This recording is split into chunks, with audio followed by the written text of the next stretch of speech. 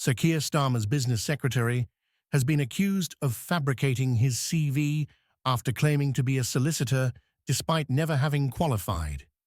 Jonathan Reynolds, who did not complete his training contract because he left to stand for Parliament in 2010, previously stated on his old constituency website that he had worked as a solicitor at the Manchester branch of the law firm Addleshaw Goddard before becoming an MP.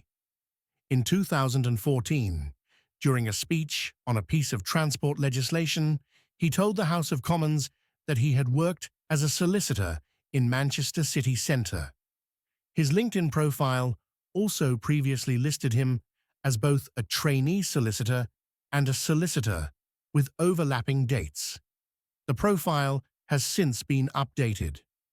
Shadow Justice Secretary Robert Jenrick claimed that Mr. Reynolds had fabricated his CV, but Labour sources argued that the website entry was a human error from his office.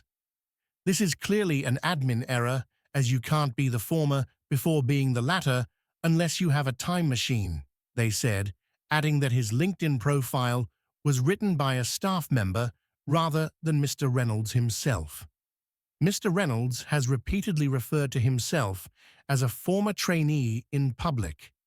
When asked about the controversy, Home Office Minister Dame Diana Johnson admitted that there may have been mistakes made by administrative staff.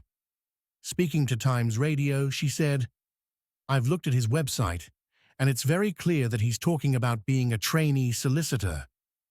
I think what you're referring to in terms of LinkedIn, I think there was a bit of a muddle there, but I think he's been very clear that he was a trainee solicitor. That's the position he held." Andrew Griffith, the Shadow Business Secretary, said, "There is a clear pattern here. A Labour Party misleading voters, a Chancellor who lied about being an economist, and now another minister who has lied about being a solicitor.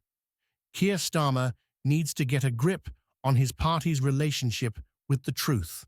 This comes amid growing interest in Rachel Reeves's CV, following allegations that the Chancellor exaggerated her Bank of England experience.